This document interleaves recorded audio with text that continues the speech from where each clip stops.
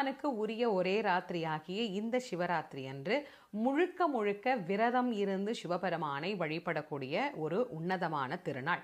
இந்த சிவராத்திரியினுடைய வரலாறு என்ன அப்படின்னு அநேகமாக எல்லாரும் அறிந்திருப்பீர்கள் அப்படின்னு நினைக்கிறேன். இந்த சிவராத்திரி திருநாள் அன்னைக்கு என்னவெல்லாம் செய்யணும் அப்படிங்கிறத நான் இன்னைக்கு உங்களுக்கு சுருக்கமாக சொல்கிறேன். எளிமையான முறை தான், எல்லாரும் கடைபிடிச்சா மிகப்பெரிய புண்ணிய பலன் நமக்கு இந்த நாளில் கிடைக்கும்.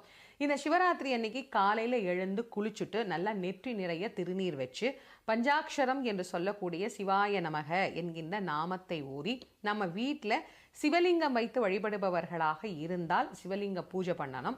நித்திய பூஜை செய்கிறவங்களாக இருந்தால் அந்த பூஜையை மேற்கொள்ளணும். இல்லைங்க எங்களுக்கு இந்த வழிபாட்டு முறையெல்லாம் இல்லை, நாங்கள் சும்மா படம் தான் வச்சு கும்பிட்றோம் அப்படின்னா காலையில் சும்மா சாதாரணமாக சுவாமிக்கு விளக்கேற்றி வைத்து நீங்கள் சிவபெருமானுடைய பாடல்கள் என்னெல்லாம் தெரியுதோ, தேவாரமோ திருவாசகமோ என்ன பாடல் உங்களுக்கு தெரியுதோ அந்த 2 பாடல்களை நீங்கள் பாராயணம் பண்ணி சிவபெருமானுக்கு 2 வாழைப்பழம் வெத்தலை பாக்கு இல்லைன்னா 1 டம்ளரில் பால் இதை வச்சு காலையில் சுவாமிக்கு நைவேத்தியம் பண்ணிட்டு நாம நம்முடைய உபவாசத்தை துவங்கணும். அதாவது நம்முடைய விரதத்தை நாம ஆரம்பிக்கணும். விரதம் இருந்து மதியம் சாப்பிடக்கூடாது, மாலையிலையும் சாப்பிடக்கூடாது, இரவும் முழுக்க முழுக்க கண் விழிச்சு இருக்கணும். நேரமும் பட்னியா இருக்க முடியும் அப்படின்னா நீங்க பட்னியா இருங்க. இல்லைங்க கொஞ்சம் மாசமா இருக்கிறோம், உடல்நிலை சரியில்லாம இருக்குது, மாத்திரை சாப்பிட்றோம், ப்ரெஷர் இருக்கு, சுகர் இருக்கு, இல்லை சாப்பிடலன்னா எனக்கு தலை சுத்தும், இந்த மாதிரி பிரச்சனை உள்ளவங்க பழங்கள் சாப்பிட்டுக்கோங்க. முடிஞ்ச வரைக்கும் சிவராத்திரி அன்னைக்கு ஒரு நாள் நம்ம சமைத்த உணவுகளை தவிர்த்து விட்டு பழம், அவல் இந்த மாதிரி பொருட்களை தேவைப்படுறவங்க உடல் ஆரோக்கியத்துக்கு எடுத்துக்கோங்க. ஒன்றும் தப்பு கிடையாது. இந்த உணவை நீங்கள் எடுத்துக்கொண்டு மாலையில் நமக்கு சிவராத்திரி நேரம் அப்படிங்கிறது இரவு தான். அதனால் அந்த மாலை நேரத்தில் வீட்டில் அபிஷேக ஆராதனை செய்து வழிபாடு செய்யக்கூடியவர்கள் வீட்டில் இருந்து செய்யுங்க. இல்லைங்க நாங்கள் கோவிலுக்கு போகிறது தான் வழக்கம் அப்படின்னா அருகே இருக்கக்கூடிய சிவன் ஆலயத்திற்கு சென்று அங்கே நடக்கக்கூடிய கால பூஜைகளில் நீங்கள் கலந்து கொண்டு கண் விழித்திருந்து சிவநாமத்தை சொல்லி வழிபடலாம். இந்த நாளில் சிவபெருமானுடைய நாமத்தை சொல்லணும். காலையில் 4 மணிக்கு தான் பூஜை நிறைவு, கால பூஜைகள் நிறைவு பெற்று தீபாராதனை நடக்கும் கோவிலில். அதை பார்த்துட்டு அதுக்கு பிறகு கோவிலில் பிரசாதம் கொடுக்குறாங்க இல்லையா, அந்த பிரசாதத்தை வாங்கி நீங்கள் உங்கள் விரதத்தை நிறைவு செய்துக்கலாம். இல்லையா நீங்களே வீட்டில் ஏதாவது ஒரு சாதம் பொங்கலோ ஏதோ ஒன்று நீங்கள் வீட்டில் செஞ்சு அதை நீங்கள் சுவாமிக்கு நைவேத்தியம் பண்ணி கோயிலுக்கு வர அடியார்களுக்கு நீங்கள் ஒரு 4 பேருக்கு தர்மம் பண்ணலாம். மிகப்பெரிய புண்ணியம் நமக்கு அதன் மூலமாக கிடைக்கும்.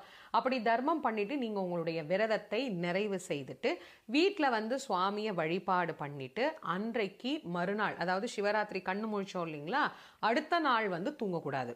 சிவராத்திரி கண் விழித்து விட்டு நீங்கள் அடுத்த நாள் படுத்து உறங்கக்கூடாது. அடுத்த நாளும் நீங்கள் சாப்பிடலாம் அன்னைக்கு, ஆனால் தூங்க மட்டும் கூடாது. மாலையில் தீபம் ஏற்றி வழிபாடு பண்ணிட்டு நீங்கள் ஒரு 6 மணிக்கெலாம் படுத்து தூங்கிக்கலாம். இது அவரவரினுடைய வேலை வாய்ப்பு, உடல் வசதியை பொறுத்து இந்த விரதத்தை நீங்கள் கடைபிடிக்கலாம். இப்படி விரதம் இருக்கிறதுனால நமக்கு என்னெல்லாம் பலன் கிடைக்கும் அப்படின்னா, சிவபெருமானுடைய அருள் பரிபூரணமாக நமக்கு கிடைக்கின்ற நாள். மற்றொன்று, குலதெய்வத்தினுடைய அருள் பரிபூரணமாக நமக்கு கிடைக்கின்ற நாள். ஒன்றும் இல்லைங்க, ஒரு எளிமையான கதை சொல்கிறேன். ஒரு நாள் சிவபெருமான் தேவிக்கு வேத ஆகமங்களை எல்லாம் ஒரு வில்வ மரத்தின் அடியிலே அமர்ந்து கைலாயத்தில் போதித்து கொண்டு இருக்கிறார். அப்போ அம்பாள் தலையில் இலை விழுந்துக்கிட்டே இருக்குது, இந்த வில்வ இலை. அம்பாள் தட்டி விட்டுக்கிட்டே பாடம் கேட்குறார், அதிகமாக விழுந்தது.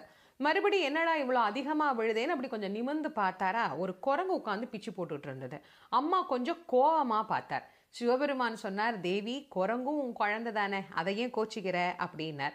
கோபம் தணிந்த அம்பாள் அருட்பார்வையினால அந்த குரங்கை பார்க்குறார். அது கீழே இறங்கி மெஞ்ஞானம் பெற்ற அந்த குரங்கு சுவாமி அம்பாளையும் வலம் செய்து வணங்கி சொல்லுச்சு, சுவாமி என் புத்தி தெரியாம பண்ணிட்டேன், என்னை மன்னிச்சிருங்க அப்படின்னு. சுவாமி சொன்னார், நீ தெரிஞ்சு பண்ணியோ தெரியாம பண்ணியோ செய்ததற்குண்டான பலனை நீ பெற்றே ஆக வேண்டும்.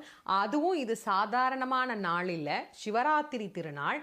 இந்த சிவராத்திரி திருநாள் அன்று நீ எங்கள் மீது வில்வ இலையை போட்டு அர்ச்சித்த காரணம் காரணத்தினால் பூலோகத்தில் போய் 7 உலகங்களையும் ஆளக்கூடிய சற்சக்கரவர்த்திகளில் ஒருவனாய் பிறக்க கடவது என்று வரம் கொடுத்தார்.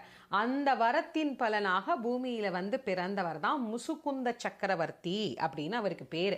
இப்போ வில்வ இலைய தெரியாம சிவராத்திரி அன்னைக்கு சுவாமி மேல பிச்சி போட்ட குரங்கே சற்சக்கரவர்த்திகளில் ஒன்றாக வருகின்ற போது வில்வார்ச்சனை அப்படிங்கிறது இந்த நாள்ல எவ்வளவு உயர்ந்தது. அதுக்காக தான் நான் இந்த கதை சொன்னேன். சிவராத்திரி அன்று ஒரு வில்வ இலையேனும் நீங்க உங்க கையால சிவபெருமானுக்கு அர்ச்சனை